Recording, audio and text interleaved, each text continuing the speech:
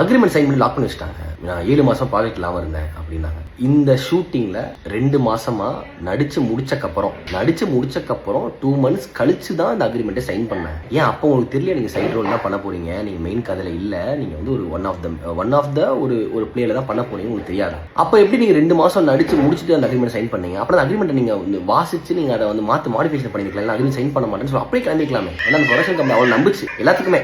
ஒரு ஆர்டிஸ்ட்டை நீங்க கமிட் பண்ணி இவ்வளோ லேட்டா நீங்க அக்ரிமெண்ட் போடுறீங்கன்னா அது உங்களோட தப்பு. நான் சொன்ன இந்த அக்ரிமெண்ட் நான் சைன் பண்ண மாட்டேன், ஏன்னா இதுல சில ஸ்டேட்மெண்ட்ஸ் எல்லாம் எனக்கு கொஞ்சம் தப்பா இருக்கு. அப்ப அவர் என்ன சொன்னாருன்னா, இல்லம்மா இந்த அக்ரிமெண்ட் சைன் பண்ணாதான் உங்களுக்கு ஃபியூச்சர்ல ஏதாச்சும் ப்ராப்ளம் வந்தா எங்களுக்கு வந்து இது சால்வ் பண்ண முடியும். அது வந்து அவங்க சொன்னது கரெக்ட்.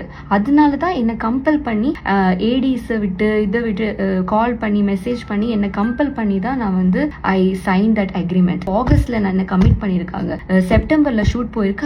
அதுக்கப்புறம் எனக்கு ஷூட்டே இல்ல, கம்ப்ளீட்லி என்னோட ஒர்க்கும் இல்ல, ஒண்ணுமே இல்ல. அதனாலதான் நான் வந்து 25,000 ப்ளீஸ் எனக்கு கொடுங்க, என்னோட பேமெண்ட் எனக்கு வந்து பிளாக் பண்ணிட்டீங்க. ஏன் எனக்கு 1 to 15 ஷூட் பர் டே இவ்வளோ அமௌண்ட் இருக்குன்னா 1 to 15 ஷூட் இருக்குன்னு கோபி சொன்னாரு. அது நம்பிதான் நான் வந்து அக்ரிமெண்ட்ல சைன் போட்டேன். அப்ப வந்து என்னோட பேமெண்ட் 4 months எனக்கு பேமெண்ட் இல்லைன்னா பின்ன நான் யார்கிட்ட நான் கேக்குறது?